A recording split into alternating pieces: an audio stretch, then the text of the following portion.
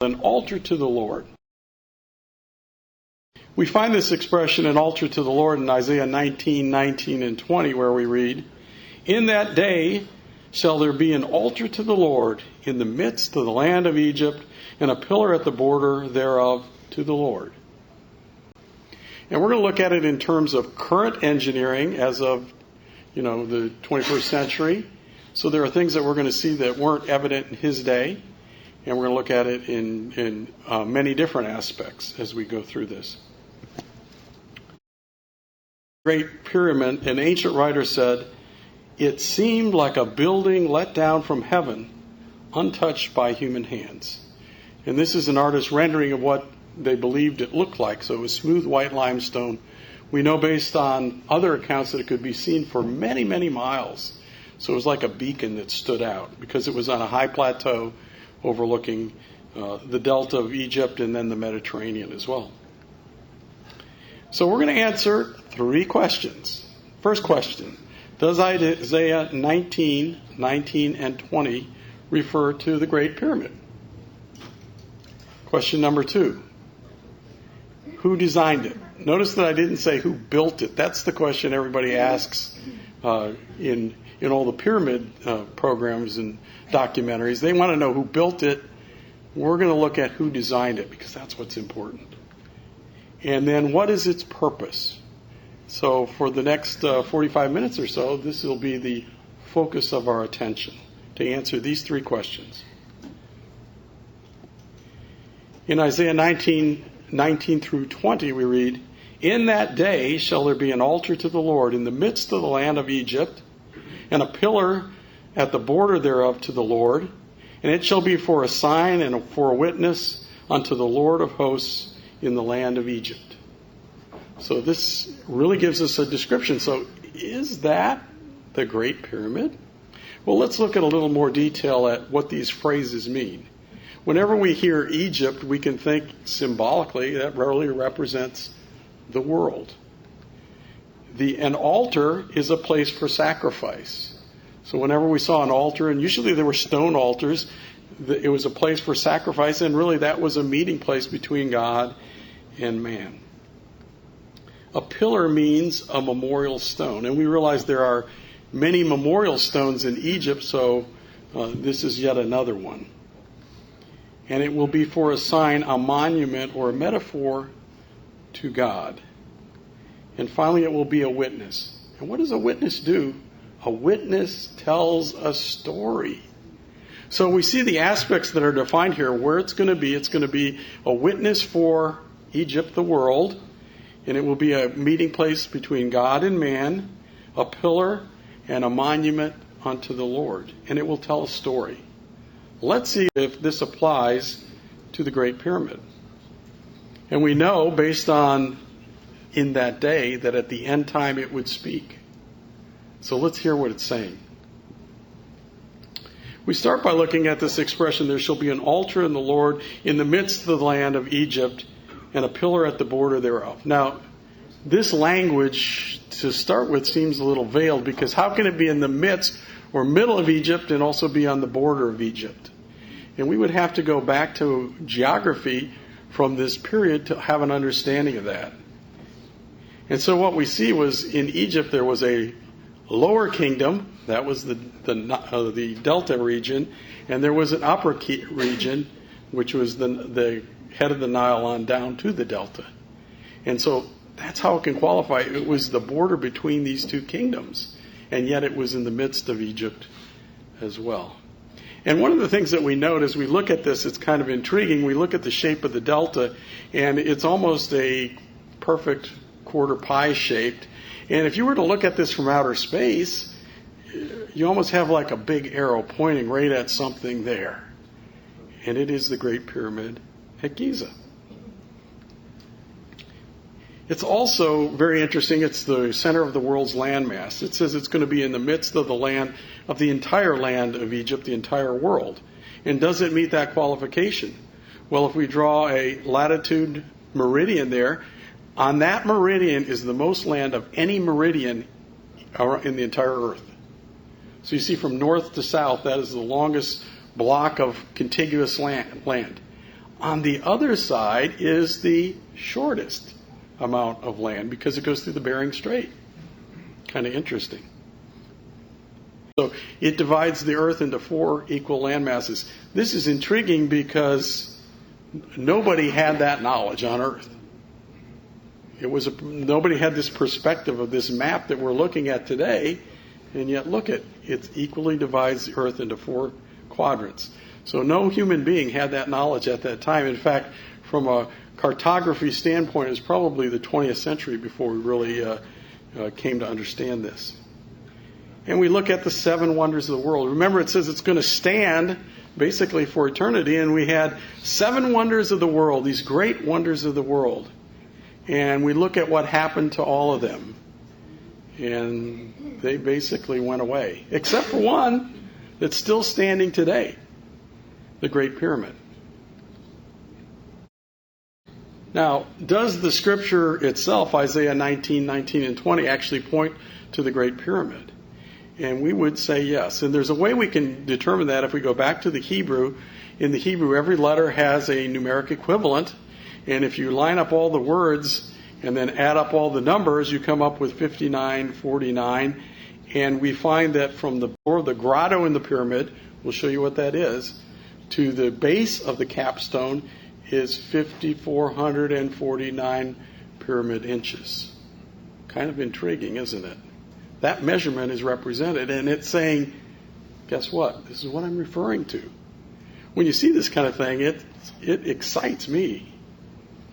And so what does Isaiah 19, 19, and 20 refer to? We think it does definitively refer to the Great Pyramid. And so now we're going to look at the question of who designed it. How can you prove beyond a reasonable doubt who designed it? We're going to look at a number of proofs.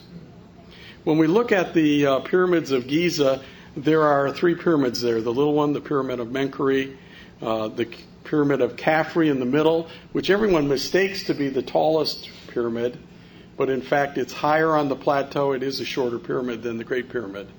And then the Great Pyramid of Khufu. And it is the largest, tallest, and oldest pyramid on the Giza Plateau. Now, one question that always comes up with archaeologists is, was this a burial tomb? And so we're going to look at a number of questions that I think give us a pretty definitive answer. The first thing is, in this pyramid, prominently figured was red granite. There are no other pyramids where there's red granite. What was red granite used in Egypt? It was used for temples. And so this temple that was on the Nile had red granite in it. And yet we know that in the Great Pyramid there was red granite in it. No mummy was ever found. You know, they always say, well, the mummy was in the sarcophagus, and somehow when Al-Mamun got in there, it wasn't there. There wasn't any treasure. There's no mummy. There are air passages not found in any other pyramid, period.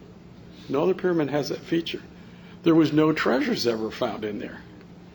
No hieroglyphs. There are some builder's marks above the king's chamber, but there are no hieroglyphs in the relief that they are in all the other pyramids. And remember, that was an important part of telling the story of whoever was buried there. So very important, but there's no hieroglyphs in this pyramid. It was built by free men. And this is something that they really only determined in the last 10 or 15 years, is they know that free men built it because now they are excavating their burial tombs and their graves, and they found out that many of them had injuries, and then they were healed. And so they find men with broken bones that knit, and they can tell based on the bodies that there was a period of time where they were healed, and if it was just slave labor, they tended to discard them when they got broken. It's the only pyramid with ascending passages, and it's the only pyramid with chambers above ground. So clearly this is a significantly different pyramid, so it doesn't follow the prescription for any burial tomb in Egypt. And so we say, no, this was not a burial tomb, so what was it? One of the important things to understanding who designed it, and remember that's the question we're trying to answer, is how do we discern God? If I ask you for one book in the Bible where God gives us some clues as to how to discern Him, what would it be? Well, I'll suggest to you it would be what God told Job. And when we turn to Job chapter 38, we get questions from God. He poses these to Job. He says, where were you when I laid the earth's foundations? He says, who marked the earth's dimensions? God says, who stretched a measuring line across the earth? He said, on what were the earth's foundations set? Who laid the earth's cornerstone? What is the way to the abode of light and darkness? Can you bind the beautiful Pleiades? Can you loose the cords of Orion? Can you bring the constellations in their seasons? Can you lead the bear with its cubs?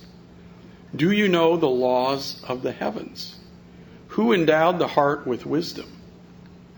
Who gave understanding to the mind? And when we think about it, these things are giving us clues about God. He's asking, can any of you explain any of this? And the answer was no, they couldn't. God had this knowledge. And so, by its very nature, it can help us understand whether this pyramid demonstrates these things. Time, geography, mathematics, geology, engineering, God's plan, cosmology, physics, ransom, and intelligence. So, if we can find these characteristics demonstrated in the pyramid, then that's evidence of to who the designer of the Great Pyramid was. So our question that we're going to look at for most of the rest of our time is, does the pyramid show these characteristics? Are you interested or intrigued? I am. When we look at the pyramid shape is the only one that has a chief cornerstone. The Great Pyramid is the largest stone building on Earth, even today by volume. So there are larger buildings, but there are no buildings that have more cubic feet of stone in them.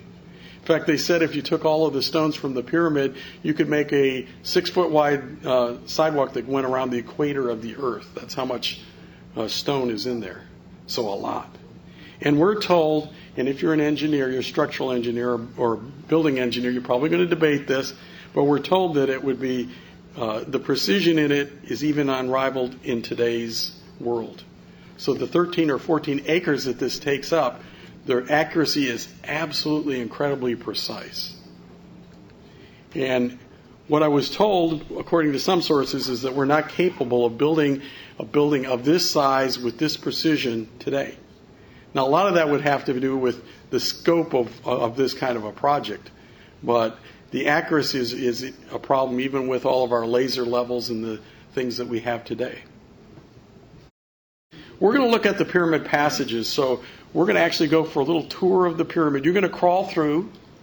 We hope to give you a pictorial view of the pyramid. Some of the pictures we're going to use are antique pictures. And the reason we do that is some of the structures now have railings and all sorts of stuff. And so we're going to show you the way it was at the time the Mortons were there early on. And so we start with the entrances. The main entrance was actually up from where Al-Mamun entered. Remember, Al-Mamun was the one that wanted to get into the pyramid and find the great treasure, because this was the largest pyramid in that entire plateau, and he knew there must be great wealth there. And so he used a combination of fire and vinegar to crack through the limestone and tunnel through. He couldn't find the entrance. Remember, this was when the casing stones were still there. And so it was so smooth, and they said once the door closed, you couldn't even detect where it was. Okay, and the claim was that you couldn't put a piece of paper in there. But it would swivel. One man could push it open from the inside. So that's where the main entrance was. Al-Mamun had to kind of blast his way in using rudimentary tools. And so we start with the descending passage. As we get about part of the way down, you'll see a granite plug, and we'll talk about that. And then the ascending passage. So if we go in the descending passage and look back towards the entrance, you're bent over, you're looking back towards the entrance. Now if you turn around, what you would see is the descending passage continuing on down as far as you can see, and then you see overhead the base of the granite plug. initially this was the only passage they found. They would bang on the ceiling and they noticed a difference in sound, and that's how they broke out and discovered the granite plug. So the granite plug is right there. If you go around, they actually tunneled around to get above the granite plug, because it's actually 3 plugs in a row. And this is the top plug here. And then you see the base of the ascending passage going up and to the right. Now we're in the ascending passage looking down at the last granite plug. The stairway we've gone up is just to the left. If we turn around, what we see is the ascending passage, still low, you have to bend over. And you see one of the girdle stones right here. There are 3 girdle stones in that passage as you go up. And of course they've added nice rails and treads so that people don't get hurt going up here. If we were to continue down, go back to the descending passage, there are a number of features. One is the well, which we'll look at, the subterranean chamber, and the pit. And this is one of the areas where we're going to show you an antique picture. This is the subterranean passage before there was railings and markings and all sorts of other stuff that went on. There were some ancient writings on the wall in this section, kind of graffiti. And this is the subterranean chamber. And what you notice here is you wouldn't be claustrophobic here because it's a pretty big chamber. And if we look down, this is another antique picture of the pit. And so we see the pit, and it had been largely filled in by debris that washed down the descending passage. Now, if we go back out and we start to go up the descending passage a ways, we come to the bottom of the well. And the significance of this is, first of all, realize in Al-Mamun's day that this was not open. This was 4 feet of limestone here, between here and the well. And one of the evidences of that, there was some Roman writing from Roman times found in the subterranean chamber, but it wasn't found anywhere else in the pyramid. And undoubtedly, if they had been roaming around other parts through something like the bottom of the well, they would have marked up things as well. But they didn't. So this was actually chipped out through 4 feet of natural limestone. So this is underground. And if you return to the left today, what you would see is the bottom of the well. And that well was actually chiseled out top to bottom. And then it ended. It didn't connect. So this was unknown before Al-Mamun. And the only way he found it was he bypassed the plugs, got into the ascending chamber, and then he noticed that because of some destruction, which you'll see in a minute, he saw the top of the well. And so, of course, they investigated. And this is looking up the well. It's a rough cut passages. It was dug from the top down, and it links to the underground to the passages above. Important to note. It's a very steep tunnel. In fact, the last courses from the grotto on up are vertical, and they are made of masonry from there on up. But this is through rock. And this is a picture of the grotto. And so right behind the man there is a natural grotto or cave that occurred. And then you see the stones that lead on the vertical part of the well leading up to the intersection of the ascending passage, the grand gallery, and the other passage. And so here we are looking up the well. We have the ascending passage and the horizontal passage and the grand gallery. And at the intersection is what? The well. Here's a drawing, an artist's drawing of the well. This is after they cleared out the debris when Al-Mamun was there. And then from then on. And what they said was it looked as though there was an explosion and it just blew out. This was all limestone here that covered this well opening. But at some point it blew out. And so that's how they discovered the well. So they, of course, cleared that debris. So looking down, we've gone a little bit up the grand gallery. We're looking back. The top of the well you just saw would be where the arrow points. The ascending passage we just came up. And the horizontal passage actually goes right underneath us. This is another antique picture where we see, I think this is one of the Morton brothers going up the grand gallery. And he's having to use handholds. There are no rails at that point. And so we see the difference there as well. And so he has to pull up by his hands. Now the grand gallery is very impressive. It is 7 times taller than the ascending passage. anytime we see that number 7, what does it remind us of? A complete spiritual number.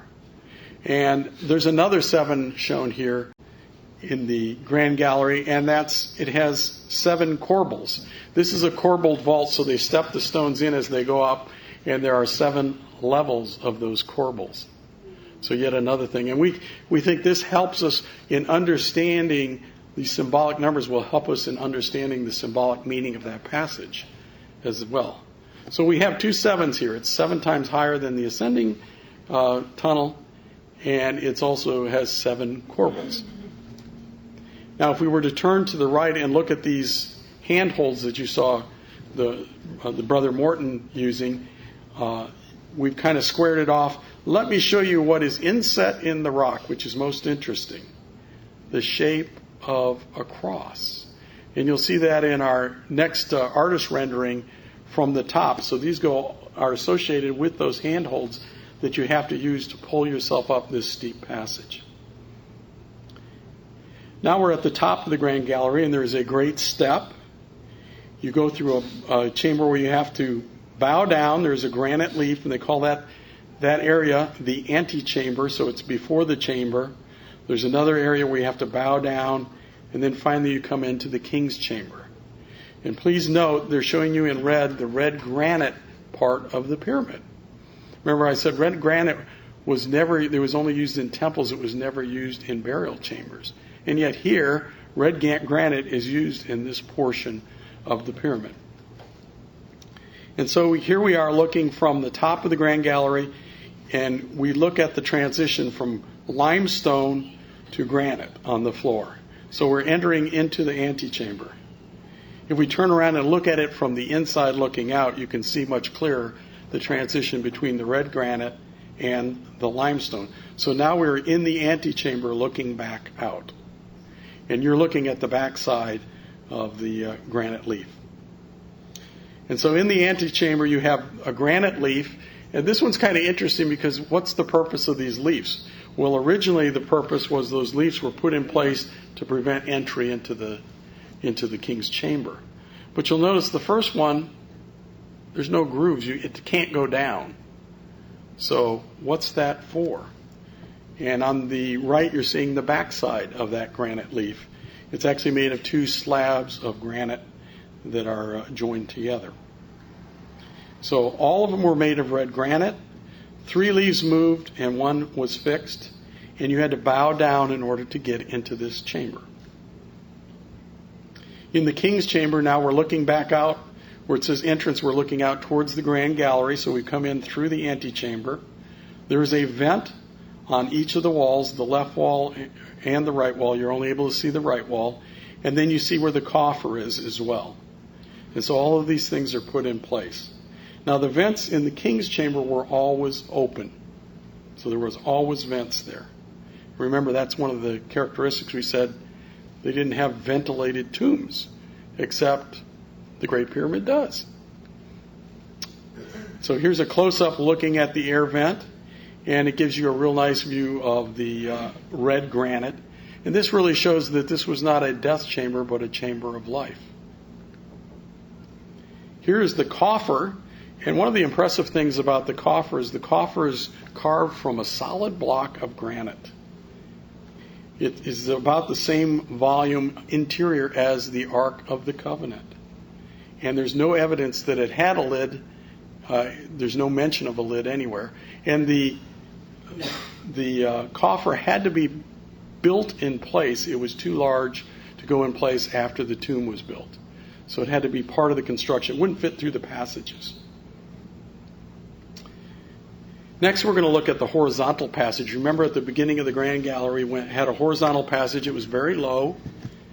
And then it entered into the Queen's Chamber. And so here again, we have one of the Morton brothers looking. You see, he would have to bend over to get in that chamber. He went 6/7 of the way, and all of a sudden there was a step. And from that step on, he could stand up. And here is an entrance into the Queen's Chamber. On the left side, you see the niche. Now, you see a vent here. There are actually 2 vents in the Queen's Chamber. And the significant thing with the vents is they were closed.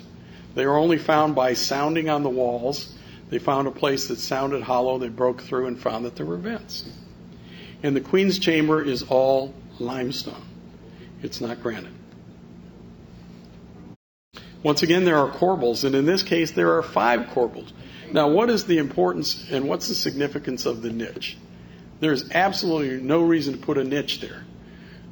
A corbelled vault is to distribute weight away from the walls. And there's no reason to do that here. So it's got to be symbolic. And the thing that came to my mind is that Christ's kingdom, God's kingdom, is the 5th universal empire. Keep that in mind as we continue. So we've kind of gone through the whole pyramid. We've taken the tour. Now let's look at some of the keys. And these are keys, I think, that if you look at documentaries, they're not going to represent these things. We're going to look at the materials, the boss, the scored line, and the lamb's head. So these are things that you won't find in a National Geographic commentary on the pyramid, but we think that they're incredibly important. And they are ignored by most commentators. The materials. The inner material, the blocks, are made of nummulitic limestone, which is it's a little bit of a pinkish red limestone that has some electrical conductivity properties.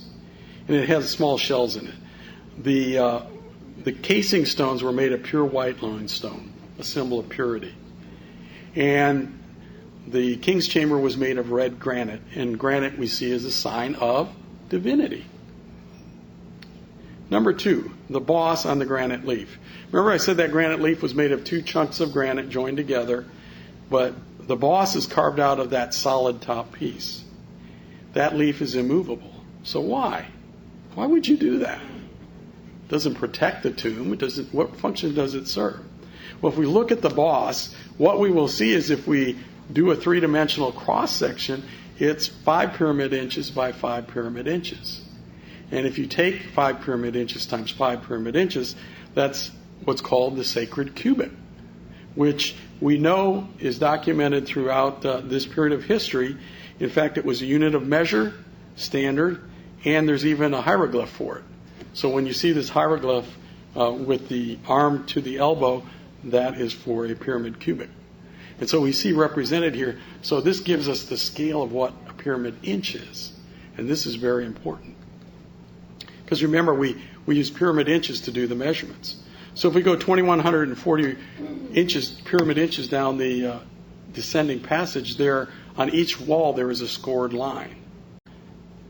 And it's perpendicular to that passage. And what that helps us do is it helps us set the celestial alignments in 2140 BC. And so if we look, the descending passage, that way of death, pointed to what? Alpha Draconis, the dragon. And if we look at the scored line, it points to the Pleiades, which is known as the throne of God. This would be on the equinox at midnight on 2140 BC. And so these alignments are precise. And it's really amazing now we can run these and find out with precision what they pointed to. One of the interesting characteristics of the Great Pyramid is it was not built on a level plane. The perimeter is level, but in the middle you'll notice it goes up. And what's the feature that's in the middle that it goes up for? Well, there's a grotto there. And what's that there for? So that is actually inside the stone part of the hill. Now, if you or I were to build this pyramid today, we would excavate it and make the base perfectly level. That's not what they did. That's a much more difficult way to build. And yet they did it. And why did they preserve that grotto? When we look at the grotto, here's a picture of inside the grotto. And so you're seeing a natural cave that they preserved. And let me put a lamb's head there. Now let me highlight for you the stone that the Bible students call the lamb's head. Do you see the significance, the shape of the head? That represents, we think, the Lamb of God and the ransom.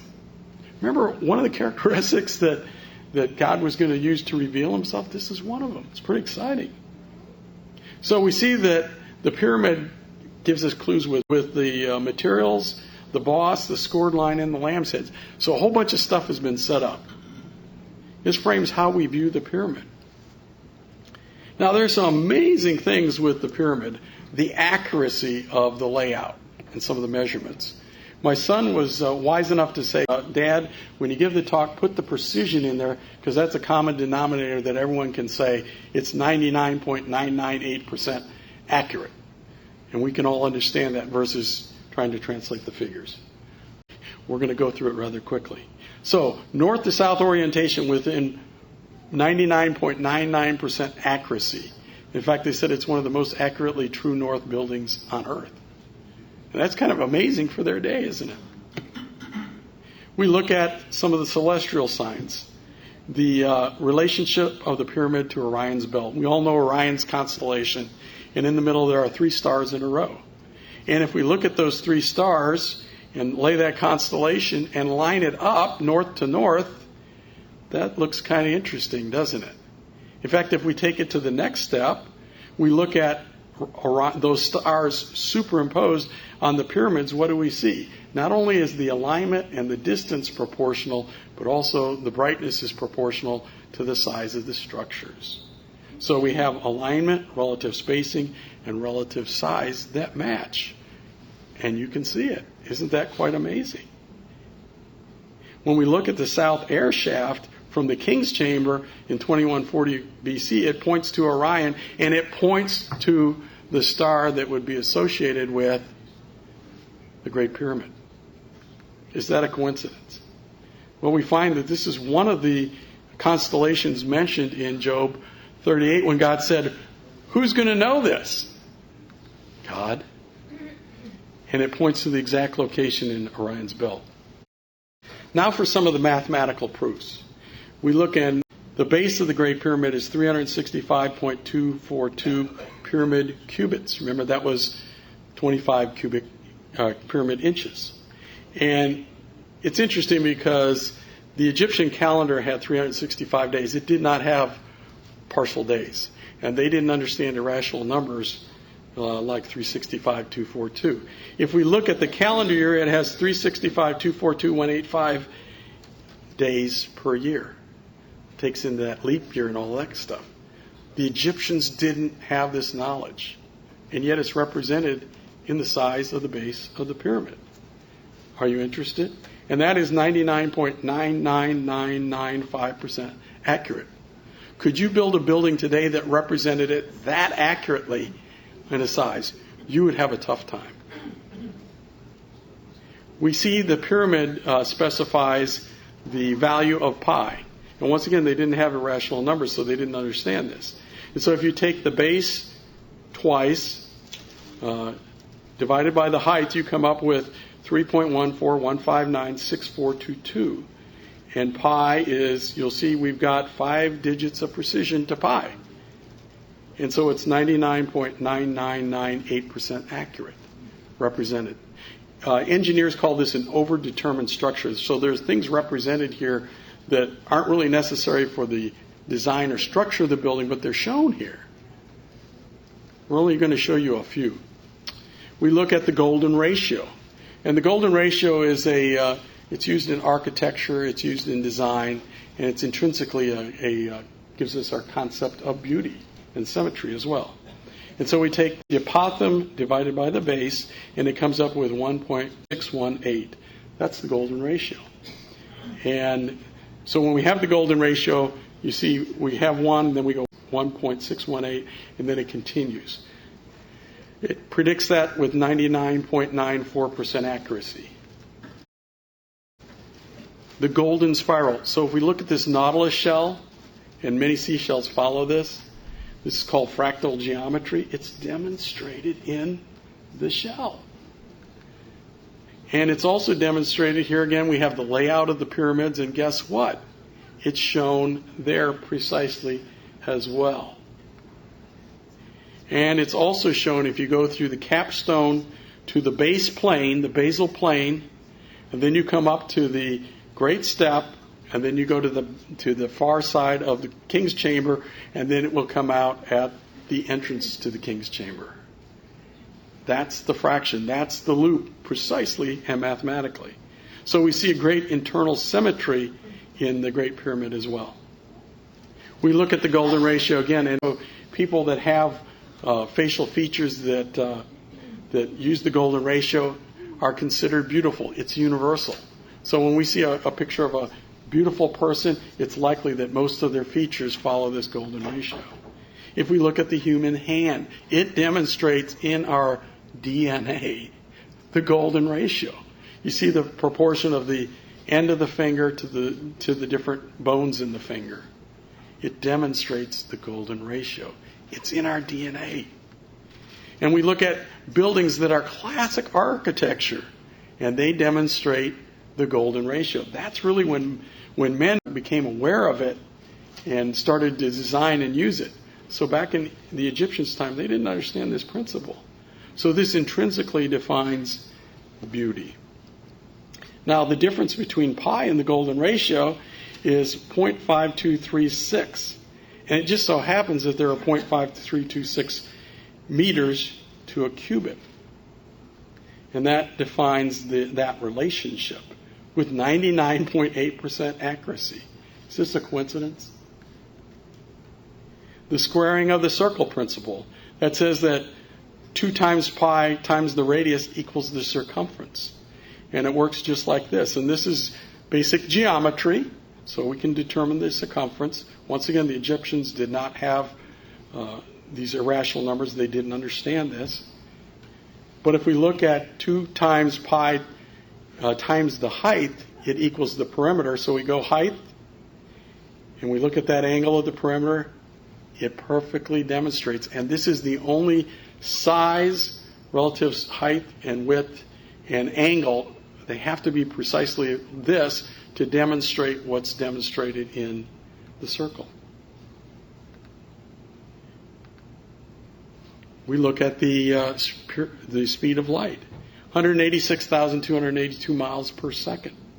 If we look at this angle, 51, 51, 14, that's 14 seconds, 51 minutes, 51 times 60, and then 51 degrees, 51 times 3,600. That's called arc seconds. It comes up with 186,674 arc seconds. That specific angle represents the speed of light in miles per second with 99.8% accuracy. The latitude also happens to show, so this is the position of the pyramid on Earth, also happens to represent it. It's at 29.9792458. Is that a coincidence? Pyramid cubits, it's 10 million pyramid cubits to the North Pole from the equator, and it's 10 million meters from the North Pole to the equator circumference-wise. Now, it's interesting because the meter was not even created until 1798. So this is defining a relationship that didn't exist. Pretty amazing. When we lay the pyramid down and we put its faces there, now if we lay the earth proportionally in that and we stand the pyramid height up, it exactly defines the radius of the moon. So it shows the relationship between the moon and the earth with precision. Is that a coincidence? This is an overdetermined structure. We look at the Earth's wobble, and the Earth's wobble, we've all had a top, and when you'd spin it, it would do a little wobble thing. The Earth actually has a wobble in it. And that cycle was not determined until the 20th century, so it wasn't even known in the pastor's day. And that's 25,772 years. So this is 20th century knowledge. Today we're pointing at Polaris. In 2140 BC, it was pointing at Alpha Draconis because of this wobble. If we take the cross sections of the diagonals of the pyramid, it's 25,770 pyramid inches. That's 99.992% accurate. Is that a coincidence? We look at the location of the Great Pyramid with regards to the equator. And so we all realize that the Earth goes around the sun and it's got a slight angle. That's called the ecliptic. And so we see Actually, when we look at the Earth, the pyramid is 6.5 degrees above the ecliptic. Now, we look at the pyramid, and if we draw some conveniently placed lines through things like the center of the base of the King's Chamber and through the Queen's Chamber, and from the center of the base of the King's Chamber through the top stone, we come up with these exact same angles. Now, let's take this, and so we see the pyramid there. Let's take this and just turn it on its side so we can demonstrate for you what we're saying. And so if we look at those angles, they exactly define the location of the Great Pyramid on Earth. Nobody had that knowledge when this was built. And it defines the pyramid's location within 0.02 of a degree. That's pretty amazing. In 2140 BC, we know that it pointed at Alpha Draconis and the Pleiades. That ascending passage pointed at Columba, which was the constellation or the star known as Noah's Dove. If we look at the air passage, it pointed to Osiris, and Osiris was a constellation of rebirth. We look at the pointers from the Queen's Chamber. One pointed to Mother Earth, Cyrus, and the other to Ursa Minor. Remember, it talked about the bears? That was one of them that was mentioned in Job 38. Cosmic regeneration. You starting to get the picture here? So these are the constellations that are defined for us when God said, who knows this? He's revealing himself to us. We look at some of the engineering, and there were some things that were a mystery. They had socket stones, they had sockets into the bedrock, and then each of the courses on the edge, there was a socket that fit in so that it was rigid. And so these locked in the corners. When we looked at the pyramid, and this was not discovered until there was aerial balloons, at a certain time of day they could actually see the lines on the pyramid down the center of the faces. So it's a little bit concave. The casing stones, however, did not have this characteristic. This strengthens the faces. We know this from engineering now. So we can run this through a computer design, and it's superior strengthening, and this is one of, I think, 2 pyramids that has this characteristic. We look at the irregular interior stones. So we're not seeing that smooth casing. This is the stones on the interior, and they seem kind of rough cut. And why would you possibly do that? Why would you do those features? Sockets on the edges, concave sides, loose interior stones, and a rigid exterior. And the best I can equate it to is if you've ever had a box of blocks and you put them all in there and they're not quite straight, you shake it up. This makes this building, we know today, it's thermally and earthquake proof. So this is one of the reasons that it hasn't been crumbling. Next, we're going to look at the Book of the Dead. And this is the book of the Master of the Hidden Places. And this was written by Egyptians about a structure that it's going to describe. It has a thing called the Descent, the Chamber of Ordeal, the Hall of Truth and Darkness, the Well of Life, the Path of Righteousness, bringing forth of the regenerative soul. All of these different passages, rather interesting. Secret Place of the Hidden God, and Chamber of the Open Tomb of Resurrection. So this is an Egyptian book that describes all of these features. And when we look, remember we had these different passages. We can actually identify in this structure passages that line up with these descriptions in this book. If we put it in our context, we call the descending passage, which points to what? The dragon star, representing Satan, the descent, the broad road of destruction, the reign of death. We see the ransom demonstrated by the Lamb of God. We see the Jewish and the gospel age represented by those ascending passage, and the horizontal passage representing the messianic age. Let's continue. We look at the subterranean passage, and when you get down there, you have to crawl on your knees. This is really a description of the way to the grave. We look at the passage into the King's Chamber. You also have to bend over, and you're surrounded by red granite, and it's the way of righteousness. We look at the horizontal passage, and here's the point where you can stand fully up. It's the full measure of a man. And it's interesting because it's 6/7 of the way down. And if we want to apply just a little bit of chronology here, 6,000 years of man's descent before he can stand upright and enter into a new relationship with God. So you have a full standing, showing the way of holiness. And so we see all of these demonstrated in the Book of the Dead, but then we replace it with what we call the Bible. And we see these features demonstrated very clearly for us. Also, if we turn the pyramid sideways, we can actually illustrate the chart of the ages within the pyramid. We see all of the different dimensions there lined up with the chart of the ages. Isn't that a beautiful picture?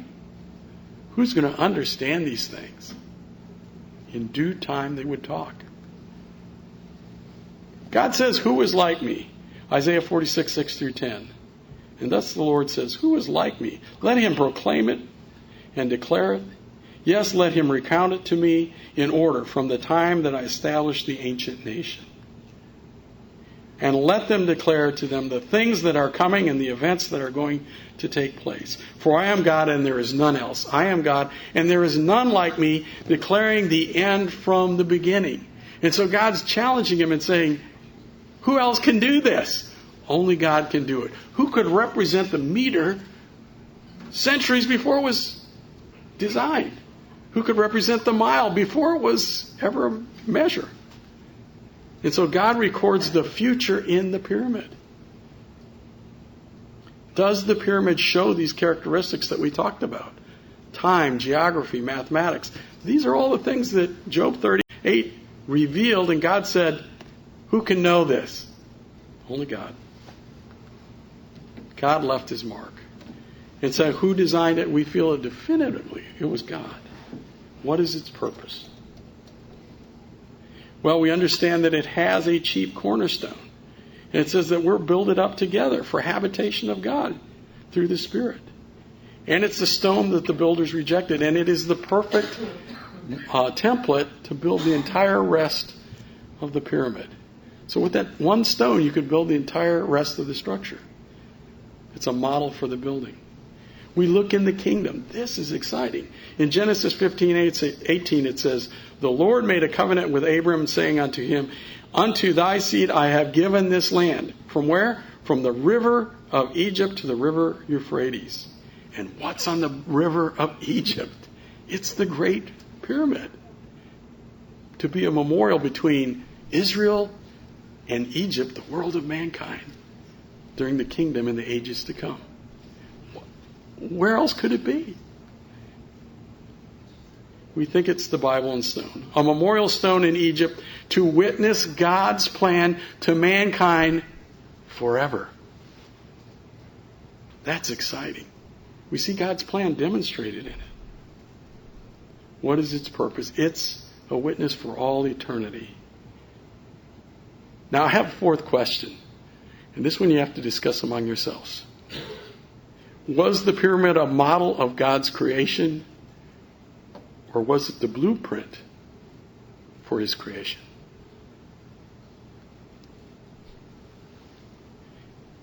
We thank our Heavenly Father, for from him and through him and to him are all things. To God be the glory forever. Amen.